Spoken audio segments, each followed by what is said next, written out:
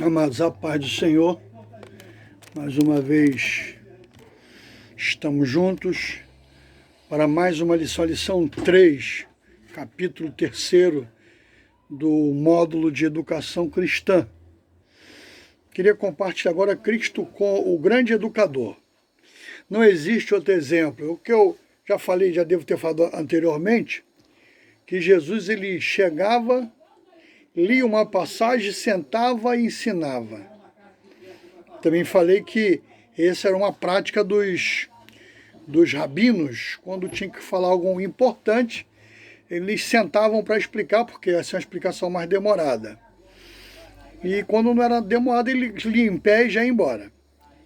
Então, nosso modo vai falar sobre essa excelência. A excelência de Jesus como mestre chama a nossa atenção não apenas para o conteúdo do seu ensino, mas também para os próprios métodos, motivações, objetivos revelados em sua pedagogia. Cada professor tem uma característica própria e precisa trabalhar isso.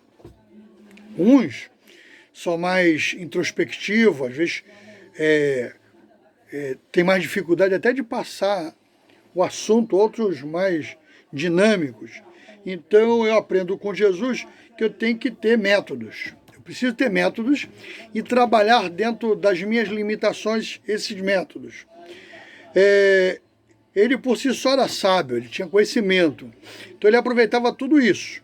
Interessante que nos seus ensinos ele pegava as parábolas e comparações. Parábola, quando estudamos hermenêutica, ela vai dizer que é uma figura, faz parte da figura de linguagem. Parábolas é uma forma de história que você vai fundamentar uma verdade através de uma história. Jesus usava muitas coisas. Interessante que se ele falava agricultor, ele falava de agricultura.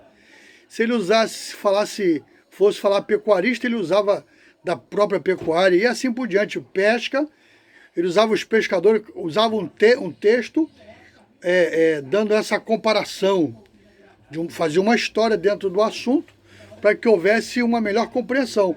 Então ele foi um grande educador porque usou essa pedagogia. Ele usa essa pedagogia.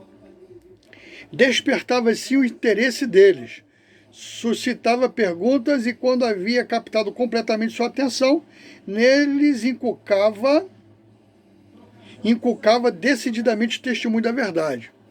Ele chega para a mulher samaritana e diz: mulher, você pode me dar água? Ela disse, tomou um susto, porque não era de costume um judeu pedir água a um samaritano, principalmente a uma mulher. Ele usa essa abordagem justamente para começar a ensinar aquela mulher, e o aprendizado dela foi tão grande que ela foi aos seus mostrar que tinha encontrado o Salvador. O ensino de Jesus era de natureza completamente diferente do ensino ministrado pelos doutos e escribas. Esses doutos e escribas, ele trazia obscuridade aos seus ensinos, falava tantas coisas que até os seus ouvintes não entendiam. Usava de algarávia, de absurdidade. O que é algarávia? São escritos árabes. Pegava lá alguma coisa que ninguém entendia e mandava, e assim confundia os seus ouvintes, mas a intenção era essa, era geralmente confundir, como vemos hoje em alguns líderes de igreja, pregadores, trazer assuntos que nos confundem. E às vezes copiamos sem buscar a verdade. Há algum tempo atrás apareceu um pregador que na sua oração inicial de sua pregação ele dizia assim, põe um anjo aqui, põe um querubim ali, põe um serafim. Quer dizer, ele tinha autoridade de mandar no Senhor para colocar. Então, aí você começa, mas o pessoal batia palma, glorificava a Deus. Mas essa era a intenção. Essa intenção de, numa prévia, já prender o seu ouvinte. E usa desse artifício. Cristo veio para revelar ao mundo verdade divina. Ele pega toda a gama de conhecimento dele do céu, todo o conhecimento dele de Deus, e prega a verdade divina. Falei já, não sei se nessa série de ensinos, mas que o próprio Sermão do Monte ele usa ali de de várias figuras de linguagem, várias comparações, várias semelhanças. Aí ele pega as coisas da terra, os assuntos da terra e aplica para nós tentarmos compreender as coisas do céu. Eu tenho dito em alguns lugares que eu entendo que o Sermão do Monte é a constituição do céu. Se eu aprender o Sermão do Monte, eu posso dizer que eu estou com grande parte da minha vida já dentro do céu. Que obra foi essa? Era de tal natureza que o homem finito não podia compreendê-lo ou realizá-lo. Ou seja, as coisas de Deus é muito difícil. Paulo aos Romanos vai dizer que é ele que se revela. Então, se não for por revelação divina, mas Jesus veio trazer-nos essa revelação. Então, ele tinha uma didática, ele tinha um método, ele era o grande educador. O modo vai dizer também que o envolvimento pessoal entre o mestre e os discípulos. Precisamos nos envolver com os nossos alunos. Não adianta eu querer educar, dar uma educação cristã, se eu não conseguir me envolver com os alunos. Há aqueles alunos mais dinâmicos, mais participantes, e aqueles mais, como vamos dizer, de uma forma mais simples, mais envergonhado, mais introspectivo, mais subjetivo. Então eu preciso não só me envolver com aquele que me aborda numa boa pergunta, me chama a atenção para um assunto, como para quem que está caladinho na turma. Eu preciso trabalhar esse aluno. Então, o mestre precisa envolver os seus discípulos. Eu tenho um aluno em escola dominical, que interessante, ele esperava terminar a escola dominical para me fazer perguntas. Eu, com todo o carinho, esperava, investia nele 10, 15 minutos do meu tempo após aula para tirar suas dúvidas. Mas consegui, aos poucos, trazê-lo para dentro da aula. Falei, poxa, por que você não aborda? Tua pergunta é tão inteligente, talvez seja a dúvida de um outro colega que não pergunta. E aos pouquinhos eu vim trazendo, e hoje ele me aborda durante a aula. Ele pede a palavra, até os colegas brincam, porque ele não é de perguntar em público, ele é de perguntar mais separado. Mas eu preciso envolver os meus discípulos, envolver os meus alunos no meu método, na minha dinâmica. 2, método de ensino do mestre. Uma das coisas mais importantes é que ele ensinava, já falamos através de parábola, e trazia o seu ouvinte como vou dizer assim, a indagações. Como falamos com a mulher samaritana, ele fala alguma coisa e chama a atenção dela.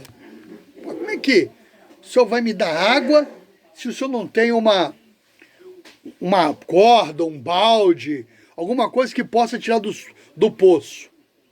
Aí Jesus, de novo, aborda ela, olha, se você bebesse da água que eu quero te dar, você jamais teria sede. Que água é essa?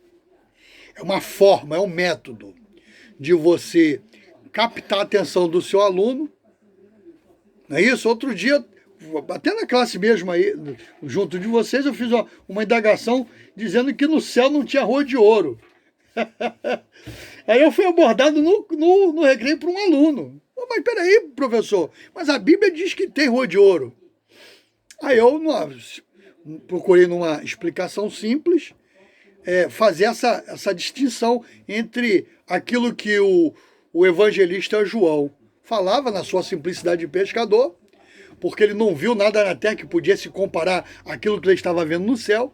Então ele disse, só pode ser ouro. Mas o doutor Paulo, quando ele diz, numa das cartas, que ele conhecia um homem que há 14 anos foi elevado ao céu e via as coisas que não dava para explicar, inefáveis. Então, certamente ele viu ouro, mas peraí, viu uma rua brilhosa, de tonalidade do metal ouro, mas ele, preocupado em dar uma falsa explicação daquilo, disse, é inefável.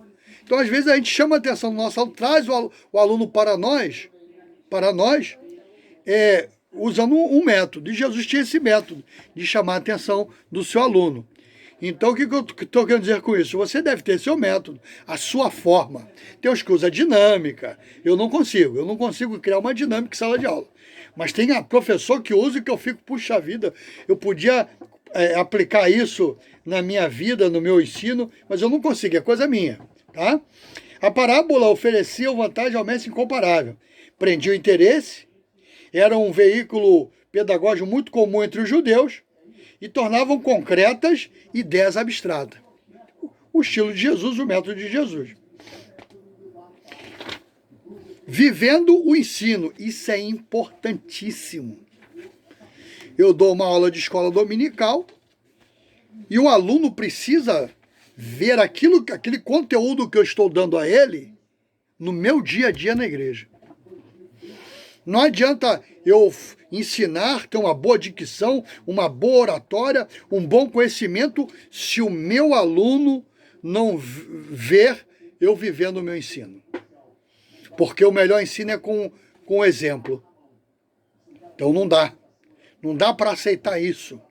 Eu preciso viver o ensino que eu ministro aos meus alunos. Senão, vai ser algo faccioso, alguma utopia. Né? Jesus pega ali no capítulo 13 de João e ensina humildade aos seus discípulos. Olha só, ensina humildade. Mas como ensinar humildade se eu não sou humilde? Como ensinar simplicidade se eu não sou simples? Como ensinar misericórdia se eu não sou misericordioso? Como ensinar aos meus alunos a atender a necessidade dos outros quando eu não atendo? Preciso viver o meu ensino. Isso o mestre nos ensinou. Lavou os pés do discípulo e quando alguém disse para ele, mas senhor, não é legal o senhor fazer isso. Por que ele falou isso? Porque aquele discípulo sabia que era o pior escravo da casa, era o que lavava os pés. Andava descalço, Jesus tirou parte da roupagem, certamente tirou o calçado e mostrou com a vida dele, com o viver dele, a forma de ensino que ele deveria ministrar. A fonte de ensino de Jesus, sabemos, era a palavra de Deus, é tudo que recebia do Pai. Então, a base do meu ensino da educação cristã, como já falamos anteriormente, na lição 1 ou 2, tem que ser a palavra de Deus. Se não for a palavra de Deus, a minha educação cristã será vã. Ensinando com amor. Sempre ensinando com amor. E ensinando os meus discípulos a amar uns aos outros. Amar uns aos outros. Se eu tenho um aluno que está faltando por enfermidade, aquele outro aluno, quando souber, certamente vai entender que precisa visitar o seu colega. Então eu preciso também ensinar os meus alunos com amor. Ensinar ele a amar. Jesus ensinava a verdade sem temor. Não precisa ter medo. Se é uma verdade bíblica, às vezes eu me deparo passando para os alunos, até brinco, né? Não conta para ninguém. Se vocês falarem isso que eu falei, eu vou dizer que vocês são mentirosos. Mas é um tipo de brincadeira, porque eu preciso falar a verdade, as verdades da palavra de Deus. Se a Bíblia diz uma coisa e alguém na minha igreja faz o contrário, eu tenho que mostrar que, no meu entender, aquilo é errado, porque a palavra de Deus diz daquela forma. Eu falo, se Deus um dia, eu já passando dos 60 anos, não sei, se um dia Deus achar por bem eu dirigir uma igreja, uma congregação, uma das coisas que eu gostaria de não ter na minha igreja era a cantina. A cantina seria para um lanche rápido daqueles irmãos que moram longe, ou aquele irmão que passou a tarde na igreja e não pôde ir em casa se alimentar. A cantina seria para isso, fazer um lanche rápido para atender essa necessidade. Não para obter lucro, porque Jesus pegou um chicote e quebrou todo mundo no pau que estava fazendo a casa de Deus, casa de comércio. Não concordo com isso, mas não vou desrespeitar o meu líder porque ele acha que é viável. Aí é um problema dele. É um problema dele. Eu preciso ensinar os meus alunos na verdade. E ele ensinava a verdade, ensinava com amor, tinha um método, vivia o ensino, mas também treinava pessoas. Os 12 foram treinados a continuar a ensinar. Ele disse agora, portanto, ide e ensinai as nações a guardar todas as coisas. Então eu ensino e vou preparando outros educadores. Isso é importantíssimo. Nós temos esse entendimento. Jesus ensinando a dependência de Deus. Ele dependia totalmente de Deus, do Pai. Então ele ensina que precisamos depender. Eu posso ter o conhecimento que tiver, posso ter fontes preciosas na minha biblioteca, mas eu dependo de Deus. Se Deus não estiver com as suas mãos sobre a minha vida, eu serei uma negação. Então, em primeiro lugar, eu dependo de Deus, eu dependo de Jesus, eu dependo do Espírito Santo. Você, volto a falar, você pode ter o conhecimento que for, a dinâmica que for, a oratória que for, mas se você não depender de Deus, o teu ensino será vazio. O ensino com poder e unção. Se eu dependo de Deus, se eu vivo o que eu ensino, se a minha fonte é a palavra de Deus, se eu ensino a verdade, eu vou ter poder e unção no meu ensino. Quando você está ouvindo alguém e diz, Jesus, continua usando o teu servo, tu está recebendo com aquele ensino com facilidade, tu vê aquela facilidade daquele irmão, é porque é um ensino com poder e unção de Deus, por causa de uma gama de coisas que acontecem na vida daquele servo. Então eu preciso buscar autoridade, eu preciso depender de Deus, eu preciso buscar essa unção para que o meu ensino, para que a minha oratória, para que a minha dinâmica, a minha pedagogia seja com poder e unção. Antes de tudo, crer na pregação, naquilo que eu vou falar, crer naquilo que eu ensino. Não adianta eu ensinar se eu não crer no que eu ensino. Guarde isso. Eu sempre procuro, às vezes, passar determinadas experiências aos meus alunos, as experiências que eu passo. Não é que eu vi um irmão passar. As experiências que eu passo. Para que, com a minha experiência, eu possa mostrar ao meu aluno que tudo é possível naquele que crê. Então, o método de Jesus, Jesus como grande educador, ele passava isso para nós. Ele tinha o envolvimento pessoal com os seus discípulos. Ele tinha um método próprio de ensino. Ele vivia o ensino que ministrava. Ele tinha fonte no seu ensino. Ele ensinava com amor os seus educandos. Ensinava a verdade sem temor. Treinava outros para continuar o seu ministério. Ensinava na dependência de Deus, com unção e poder, e cria naquilo que ensinava e pregava. Meu querido, minha querida, faça isso e serás vitorioso no seu ministério. Deus abençoe você e daqui a pouco nós vamos estar ministrando também o 4º capítulo desse módulo tão precioso para nossas vidas, porque é baseado na palavra de Deus. Deus abençoe em nome de Jesus.